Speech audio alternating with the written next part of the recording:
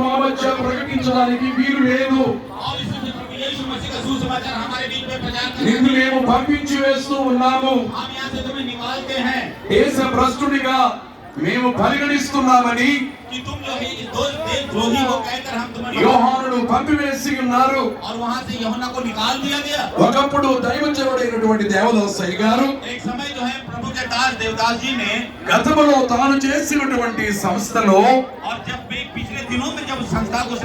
ఎన్నో క్రొత్త బోధలు అనగా అంతకు ముందు చెప్పబడకుండా దాచబడినట్టుగా ఉన్న బోధలను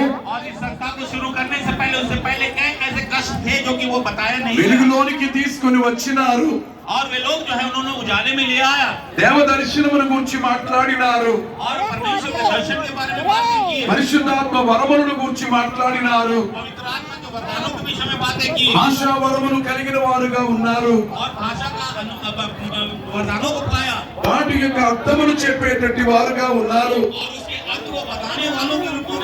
ఈ బోధలు చెప్పినందుకు గాను నువ్వు మా వద్ద ఉండడానికి వీలు లేదు అన్నారు. అనగా మిషన్ నుండి అయ్యగారిని బయటికి పంపివేసినారు. కొందరి జీవితములలో అవసరమైతే మన జీవితములలో కూడా పంపివేయబడిన వారుగా వెళ్ళబడిన వారుగా మనం ఉన్నాము. కానీ దేవుడు ఏదో ఒక సత్సంగంలోనే ఉన్న చోటు నుండి ఇంకో చోటుకు వాళ్ళను పంపిస్తారు. అబ్రహామును ఉన్న చోటు నుండి ఇంకో చోటుకు తీసుకుని వెళ్ళినాడు. తండ్రి ఇంటి వద్ద